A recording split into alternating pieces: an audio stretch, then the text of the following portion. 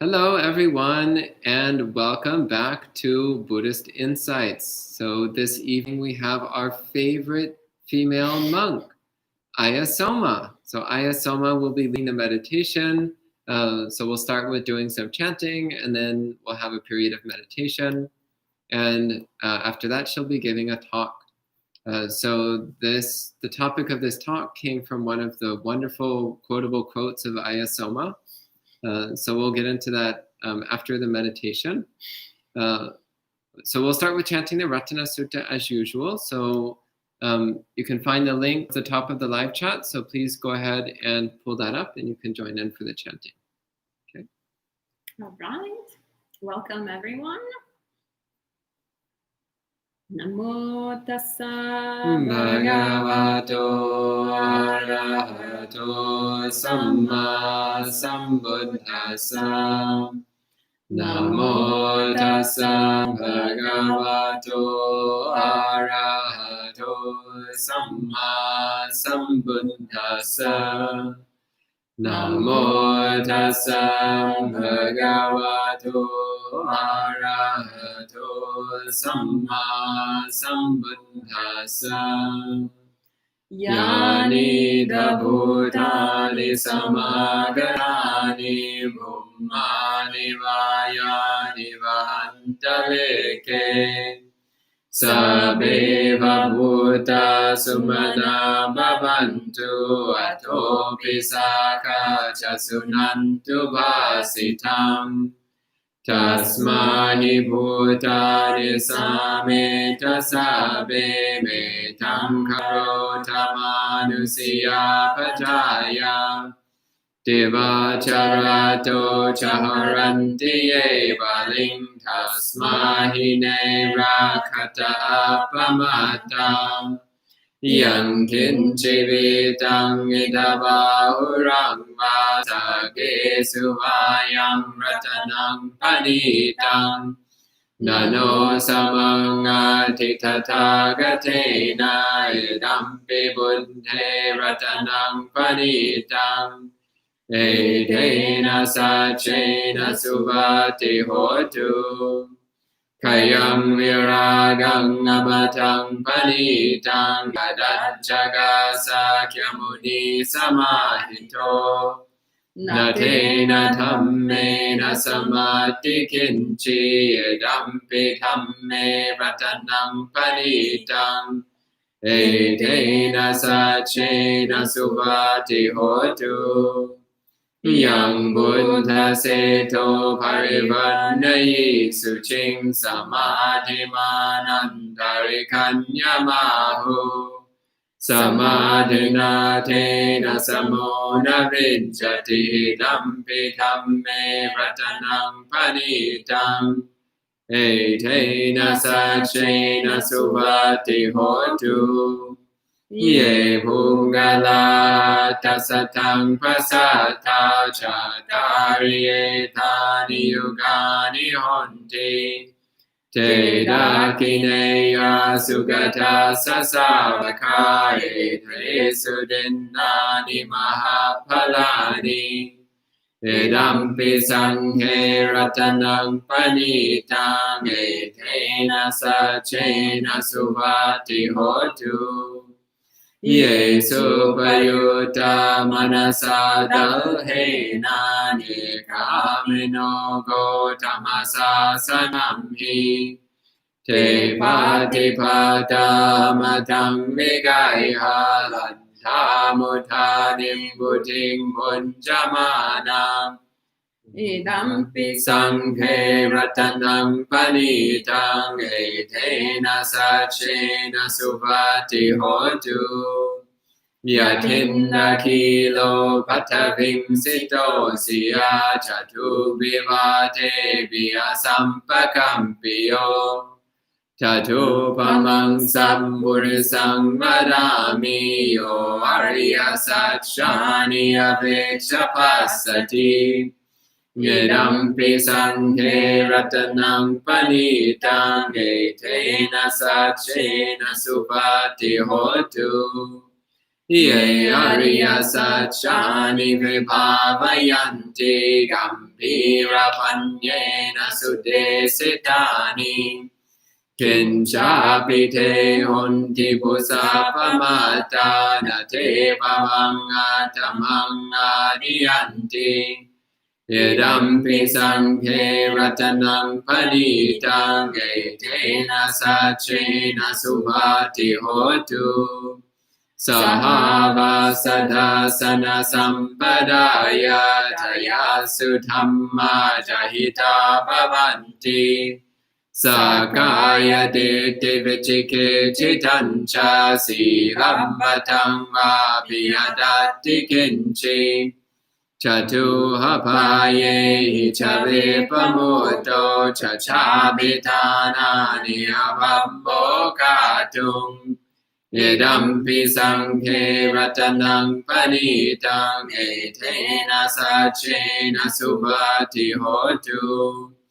Kinchapi Sokam Mankaroti Papakam Kayena Vacha Udacheta Sava Avambo Sota Sapate Chadaya Avambata Detapada Savuta Idampi Sanghe Ratanang Panitang Etena Sachena Subhati Hotu Vanapagumbe Yatha Pusita Gegem Manamase Patamasming Gimhe Tatu Pamam Dhamma Varangade Sainim Vanagaming Paramang Hitayam Idampi Buddhe Ratanang Panitang Etena Sachena Subhati Hotu Varo Varanyo Varado Varaharo Anutaro Dhamma Varangade Sayi Yedampi Buddhe Ratanam Panitang Etena Sachena Subhati Hotu Kinam Puranam Navam Nati Sambhavam Virata Chitta Yatike Bhavasming Te Kina Bija Virulhin Chandani Bhante Kirayatayam Paripo Idampi Sanghe Ratanam Panitang Etena Sachena Subhati Hotu Nida Bhutani Samagatani Bhummani Vayani Vantaleke Tathagatam Deva Manusapujitam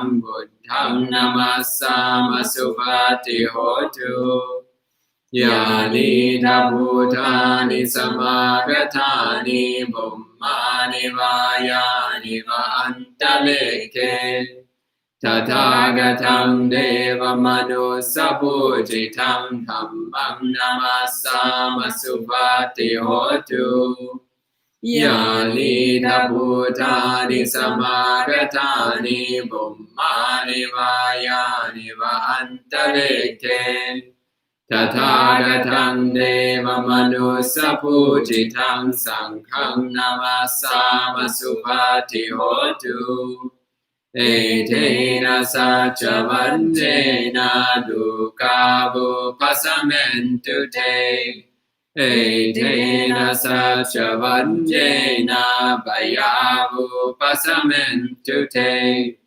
Etena Sachavanjena Rogavu Pasamentu Te.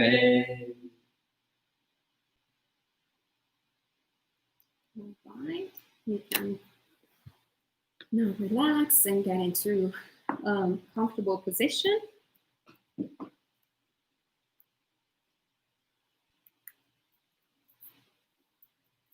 Taking some time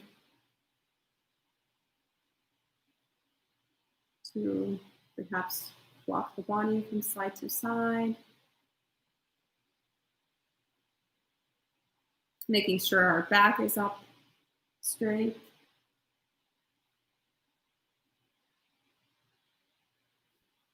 And we can close our eyes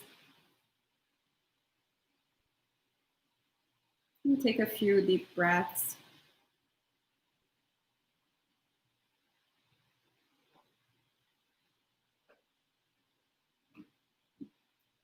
Relaxing our entire body.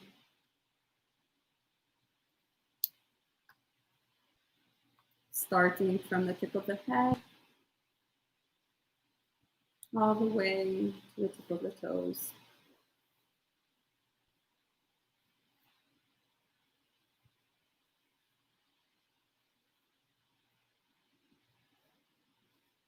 Relaxing the head within the forehead,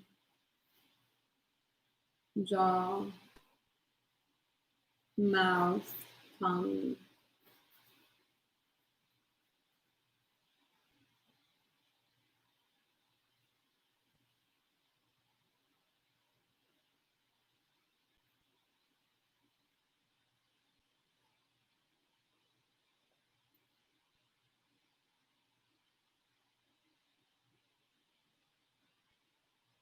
Relaxing the throat, the neck, the shoulders,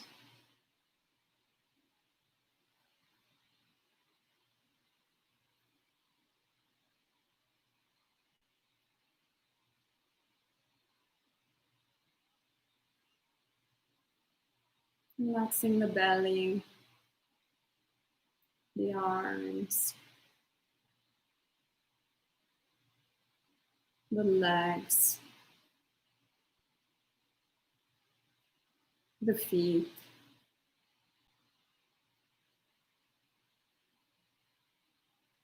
Relaxing our entire body.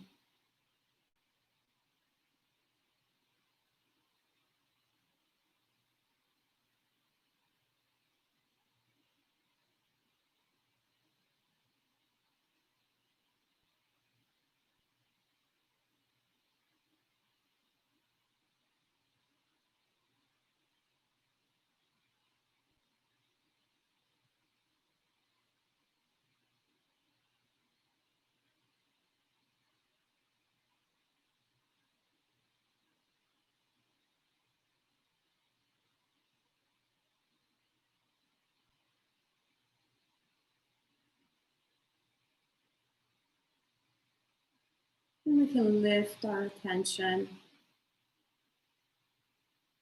to the breath, holding it perhaps at the tip of the nose, following each in-breath and out-breath.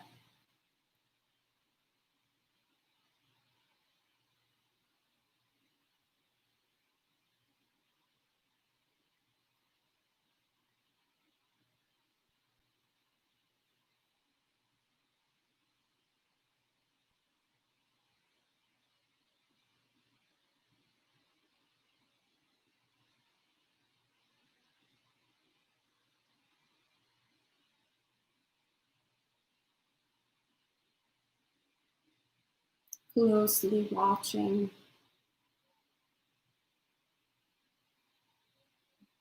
what the air feels like when it's touching the nostrils.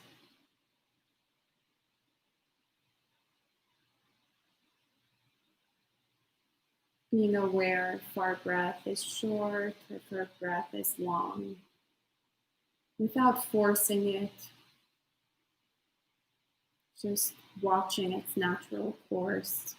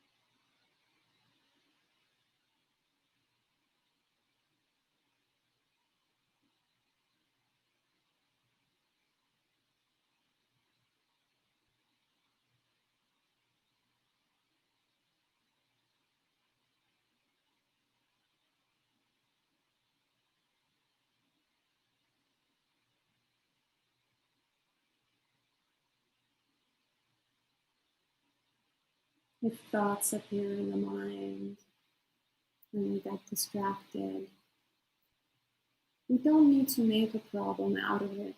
We just come back to the breath and let the thoughts appear and disappear on their own.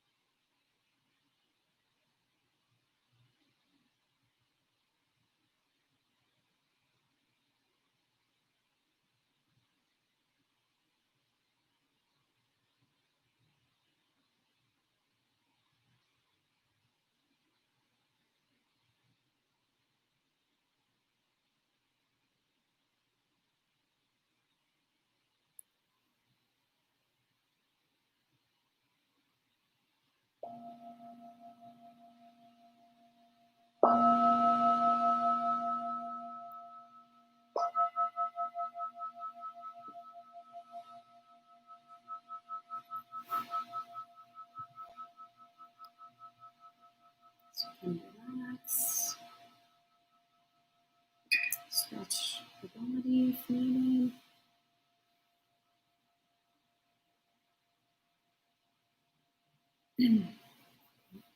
Okay, thank you, Ayya. And welcome to friends checking in. So welcome Elaine, Gabriella, Edward, Jens, Melinda, Gita, and whoever else is watching. So at this time, we'll have a Dhamma talk. And the origin of this topic was a few weeks ago. Ayya Soma said, Buddhism is not a feel-good religion. Buddhism is a dealing with your own BS religion. And of course, we said that would be a great topic for a talk, which is what brings us to this evening.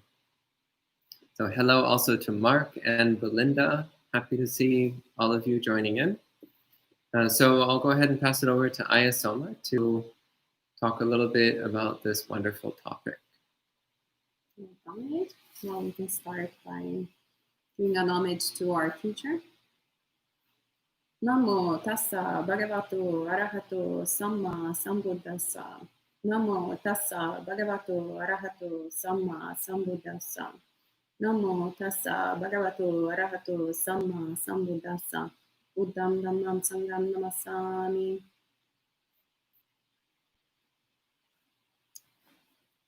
So for the record, I do not remember doing this quote. And actually, it was a bit of a surprise that this title was picked by Bante and the volunteers, apparently. But it is something that probably it's quite likely that it could have come out from this mouth. It is quite interesting how a lot of times we approach any type of spiritual practice, so it's not specific to Buddhism per se, but any type of spiritual practice coming from a place of suffering and looking for the cessation of the suffering, but thinking that instead of a process, instead of having to go through a process in order to overcome suffering, we're kind of getting back into our patterns of just trying to, have a pleasant experience, getting back to what we know, which is sort of replacing a kind of more worldly sensual pleasure with slightly less worldly sensual pleasure. So sitting and meditation, getting a little bit rinsed out. And there's nothing wrong with that. Actually, it is something that to some sort of degree we need to cultivate, and it can be a vehicle of liberation. But at the same time, if we're not careful enough, it can be actually another sort of little prison that we can create for ourselves, an obstacle towards liberation. Because what we're doing is actually cultivating a delusion, furthering our delusion, furthering our comfort in something that is perhaps slightly better than the sensual pleasure that one can have by going, to the pub and drinking. Actually, significantly better than going to the pub and drinking, but still not quite leading towards awakening. In fact, when we see how the Buddha talks about it, he didn't just go, oh, okay, well, sit in meditation, look at your breath, and that's it. Just feel good. Be there. Oh, yeah. Oh, what was that? Oh, yeah. Sweetness. Oh, there's all the ugliness. People are dying. Oh, that's fine. Okay, whatever. I don't care. Oh, yeah. Their parents died. Oh, well, there's no self. It's all right. Don't worry about it.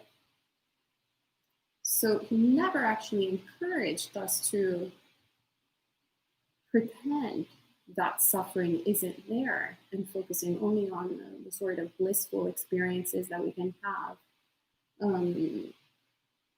through meditation practice or any kind of spiritual practice, also in different traditions that one can do, also more active, more physical. If one thinks about the yoga tradition, there's lots of different blissful things that one can do. But rather, he encourages us to always investigate, first and foremost, what is our experience of suffering, and breaking it down in what is the gratification,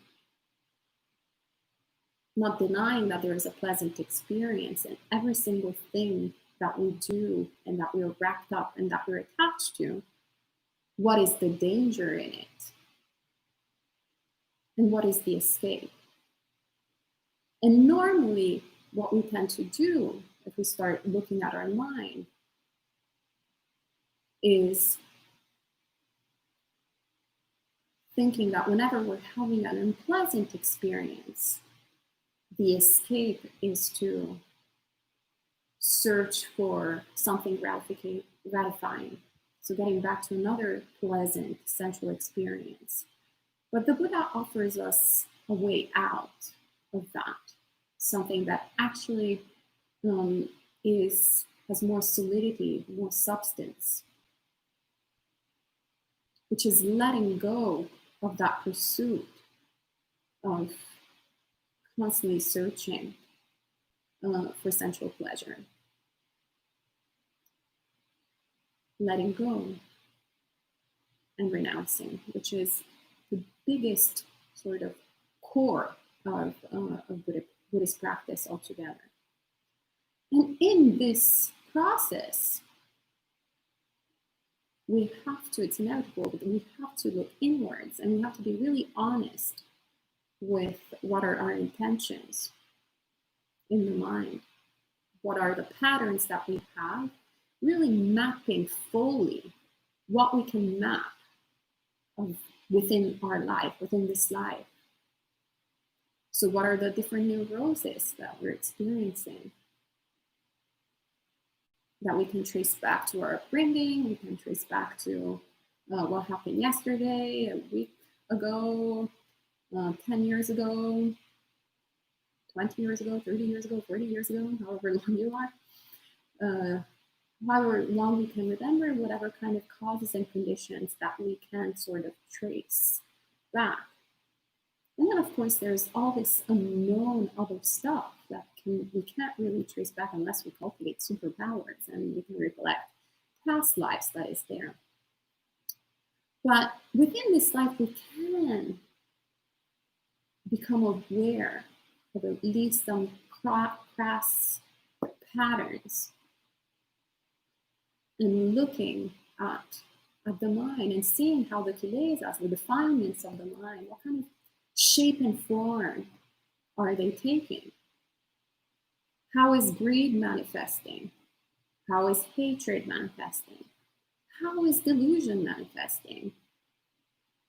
And yes, we can actually see how delusion is manifesting, even though it seems like a paradox because we're deluded. So how can we tell how we delude, how we delude ourselves? And what I found actually really practical personally is seeing how much careful attention does my mind engage in, and how much careless attention does my mind naturally engage in. And that's how you can actually gauge the delusion. Gauge. Thank you, Dante. Dante is also my English teacher, besides my dad, my teacher. You can gauge. We just finished a 10-day retreat, and it was really interesting to see how I had this like profound insight, experiential insight, in seeing how addicted to suffering I am. And to a certain degree, pretty much anyone up until enlightenment. The reason why we keep on engaging in all greed, hatred, and delusion is because we are addicted to our defilements. Even when we have the sort of also experiential understanding of what the Buddha, or to a certain degree, obviously, until we attain awakening, of what the Buddha says, what the Buddha encourages us to do. So there was this struggle, there was this kind of like magnetism of the kilesas that like pushes, try to attract us into pursuing the same sort of habits over and over again. And sometimes it can feel really like a battle, like that we're there, like really in the field, a lot of struggle, fighting with our tendencies. And it feels like that because, in fact, at the very beginning, it is extremely difficult. It is a struggle. But then we see our mind, how our mind reacts to it. Are we actually paying attention in every single moment to the direction of our mind? Where is our mind going? So the Buddha, for example, when he talks about the hindrances, the 5 hindrances, a lot of times in meditation, we're like, how can I stop this restless mind? Or how can I stop craving? Or how, like we can identify the hindrances, you know, like we start obsessing about how much we hate that person or that, or I don't know, the monastery where we live in, or the town, the lawnmowers, or whatever. So many things to hate all the time. There's so many things to crave. Like food, or I would like to live with such monks, not with other monks, and like to practice in this tradition, not that tradition. As monastics, we have lots of different cravings. You know, we've changed the clothing, but it's still like wasn't your preceptor that was saying that once monastics ordain, like once people ordain, also the defilements, the kilesas ordain with them. Yes, Ajahn Chah. Ajahn Chah. Okay, great. Very, very true. So yeah, they just take different shapes and forms. Before, as a lay person, my mind would go and like crave whatever they see, Chanel bags and I don't know, and Gucci outfits. And now instead it's like, oh, I really like a cotton robe instead of like a polyester robe, or like I like the kind of like more high collar rather than, you know, just same kind of thing. Then like we can identify them, but a lot of times we're just like, oh, how can I stop this? And the Buddha gives us actually a very simple way to get rid of the hindrances. And it's very simple as everything, but so counterintuitive, is to stop feeding them.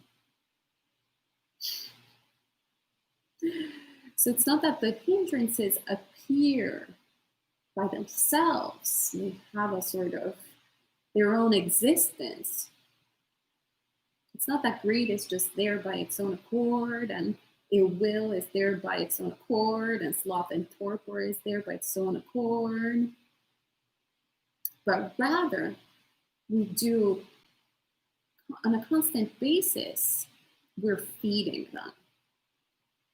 So if we want to get rid of them, the solution is to stop feeding them.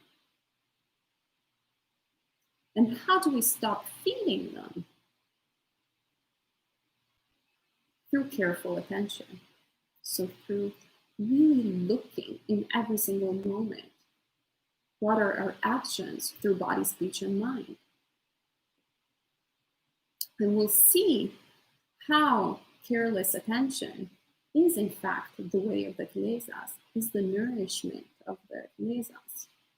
So we can see in every single moment when we indulge in a lot of the time intentionally, because it feels good. We're addicted to this suffering.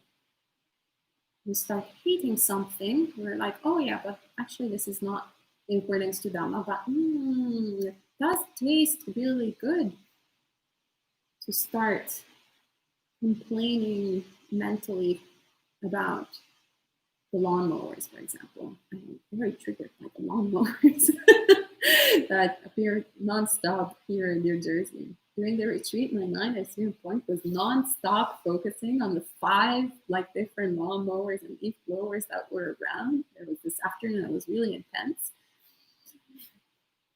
And yeah, I was just indulging in it through careless attention, through cultivating delusion, intentional delusion of that. And why is that so? So then I carefully analyzed it, and I put careful attention in analyzing the pattern of the mind, which is why I'm able to tell you right now. But really understanding the gratification once again.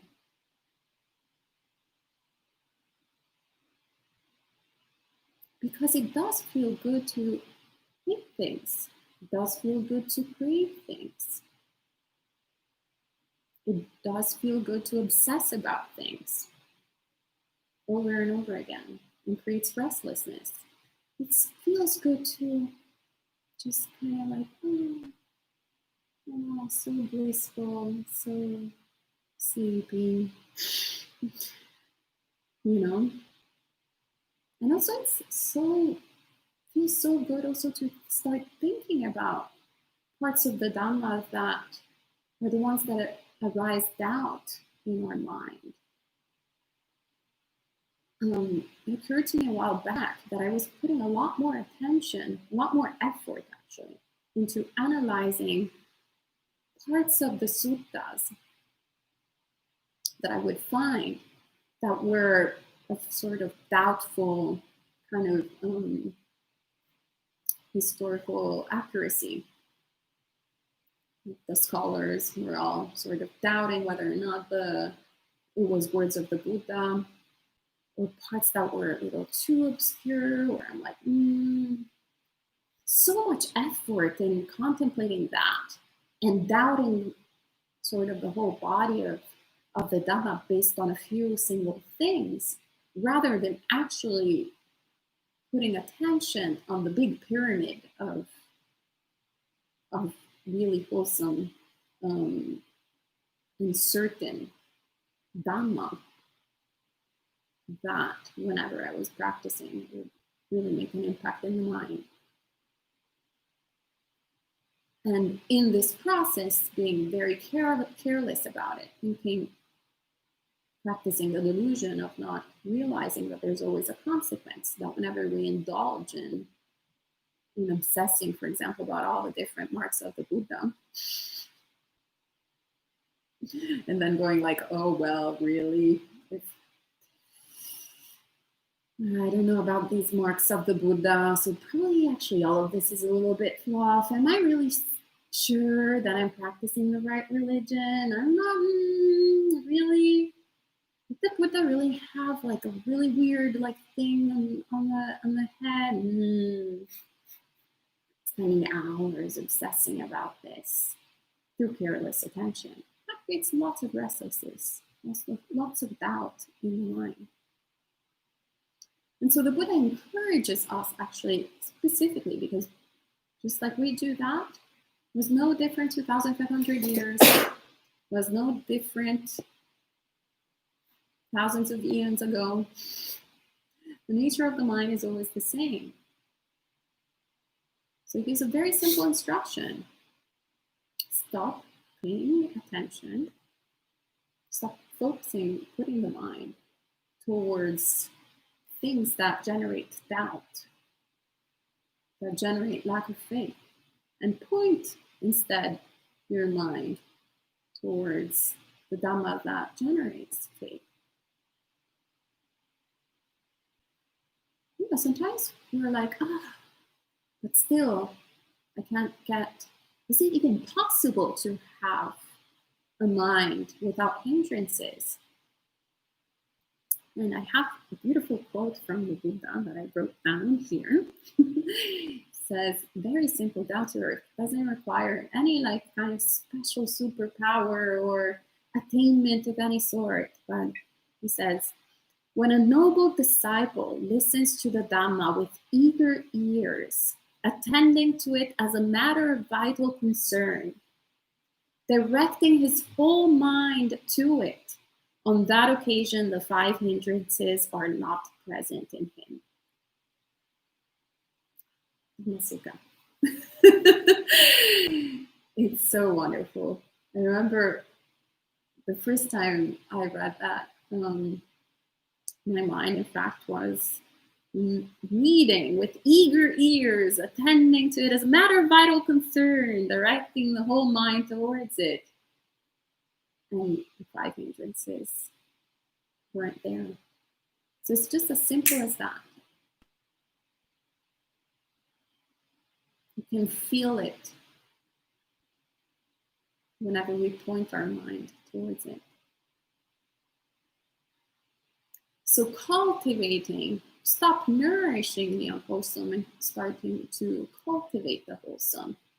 And in this, we start then to have more clarity in the rest of our life, of our practice, of really understanding ourselves, understanding all our tendencies of mind, understanding, once again, how greed, hatred, and delusion displays in the mind, really mapping it out, seeing how comfortable we are and how attached we are to situations of extreme suffering that we know that didn't do us any good, aren't currently doing us any good.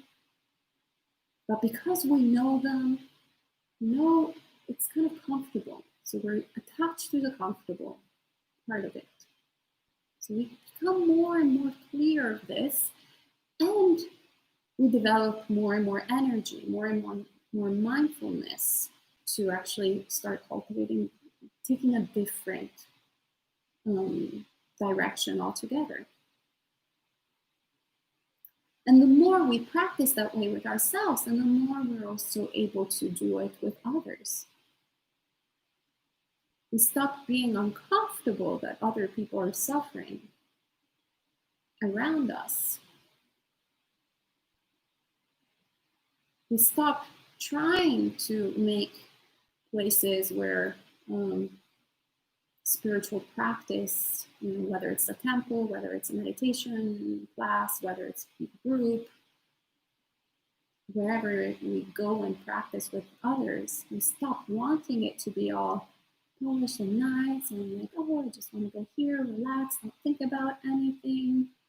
But rather, we are okay for it to be a space where everybody feels comfortable talking about the First Noble Truth, where we actually become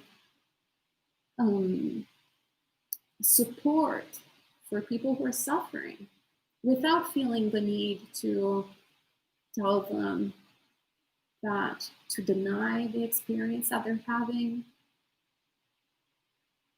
or at best to explain what they're actually feeling. At best, we shouldn't do that. And understanding why we tend to do that sometimes, right? Like, when people, for example, are experiencing death in your family. Remember, back in the day, it would really make me uncomfortable if someone told me, oh, my father died. And then I would feel this like tightness in the chest of not knowing what to say and how to deal with the situation. And wanting for it to kind of like be over as soon as possible, to get the hell out of the room. But instead, the more we grow and practice, the more we're like, yes, of course, that is the First Noble Truth. That is part of the human existence. And I am here for you. I can practice compassion. We're here traveling together. Just like you are experiencing death, I will experience death. Everybody will experience death. Die one birth, get one death free. And it's the same with any type of suffering that people are experiencing, including ourselves, whether it's any form of discrimination, racism, you name it, sexism, whatever ism. Instead of pretending that it's not there, instead of wanting for people not to express the suffering that they're going through, we can actually be there and listen.